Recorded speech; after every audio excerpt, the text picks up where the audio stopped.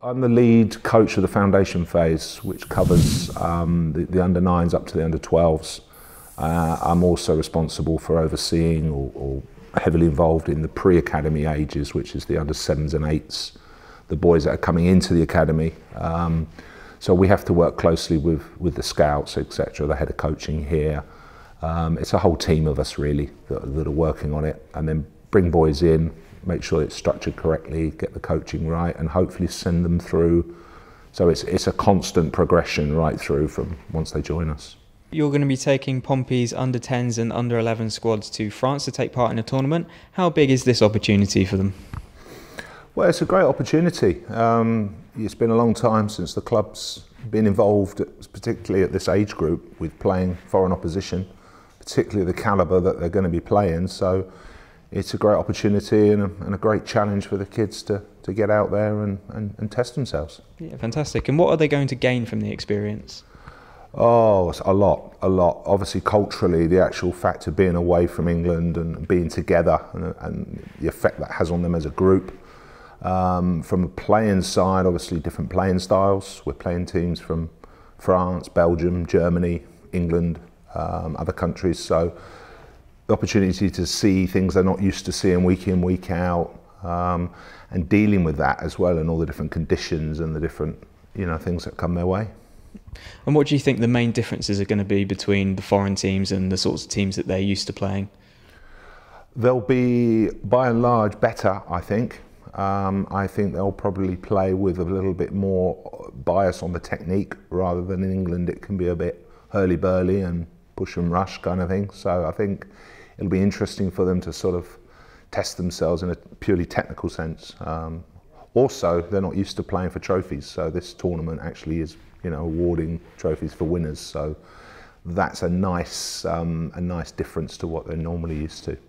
Yeah, and with obviously silverware being up for grabs, is that something that you're eyeing up, or is it more about the experience that they're going to gain? Yeah, not at all. I mean, obviously it'd be nice, and we're not going to go out there and give anything less than our best. But at the same time, winning trophies isn't what it's about at this age. It's about the boys learning, developing, testing themselves, and it also gives us as a staff a good opportunity to see them in those conditions and how they respond to different, ups and downs.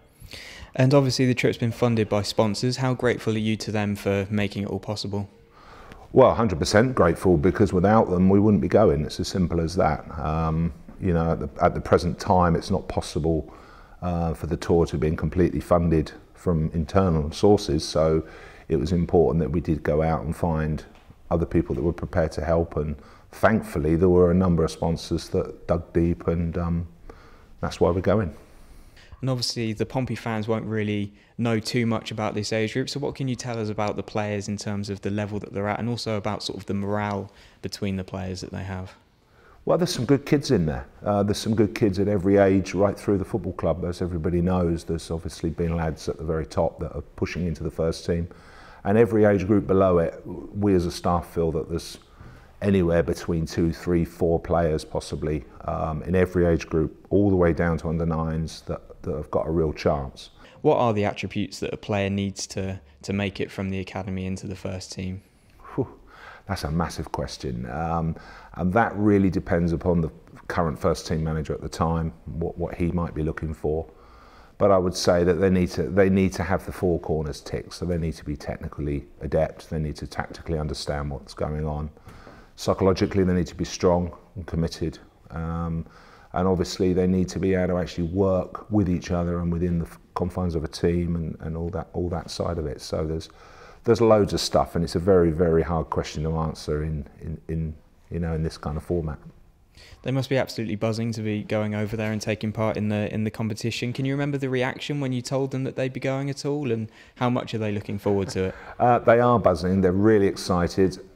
It was a while ago that we first put the idea across. So it was probably October time. So it's been a work in progress for a few months now to get it to this stage. So I'm struggling to remember their initial reaction, but they've all been very, very excited from the word go, and parents likewise. So everybody's excited and looking forward to it.